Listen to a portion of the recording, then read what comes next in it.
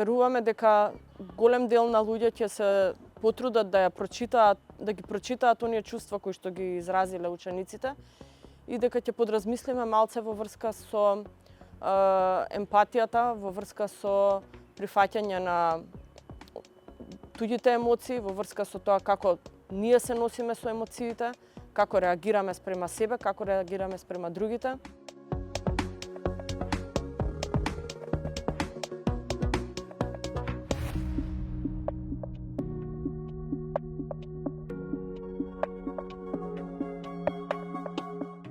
Една од целите беше да можат преку уметноста да го покажат експресивно сето тоа што се случува внатре во нив, затоа што се што тие чувствуваат, се што тие мислат, понекогаш ги доведува до збунатост, понекогаш ги доведува до повлеченост во дадени ситуации и тука целевме кон тоа да они ги именуваат своите емоции, ги представат на некој начин, во овој случај тоа беше уметноста.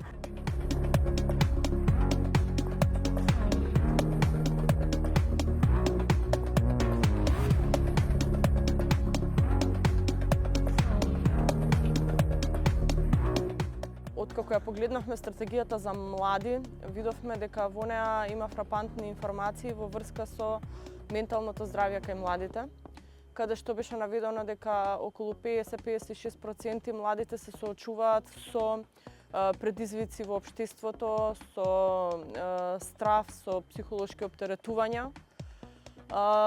И знаете како најчесто во сите оние стратегии кои што ги пишуваме, секогаш се кажува дека е потребно да се прават кампањи. Една од кампањите кои што ние сами ја смисливме беше и токму и оваа работилница на која што се собра млади лица.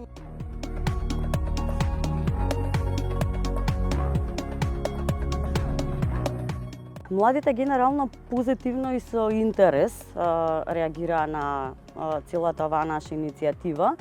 На почетокот можеше да се забележи одредена срамежливост и повлеченост, особено кога можеби на некој начин тие самите разбраа дека треба конкретно да ги именуваат своите емоции.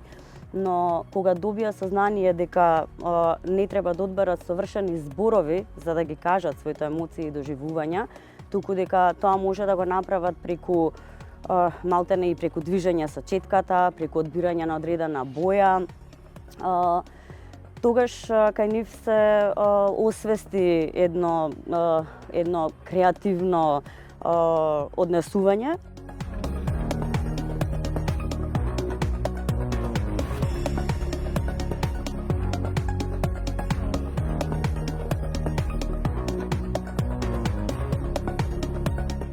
Најкорисни алатки кои што се покажаа како практични, сепак се достапни и ние психолозите често во нашата пракса ги користиме, е емоционалната карта. Значи, емоционалната карта ни помага да ги разјасниме и да ги расчистиме нијансите на чувствата. Потоа неретко користиме и дневник на емоции, тоа се кратки белешки за тоа како сме се чувствувале, што претходело на чувството, како сме се справиле во моментот.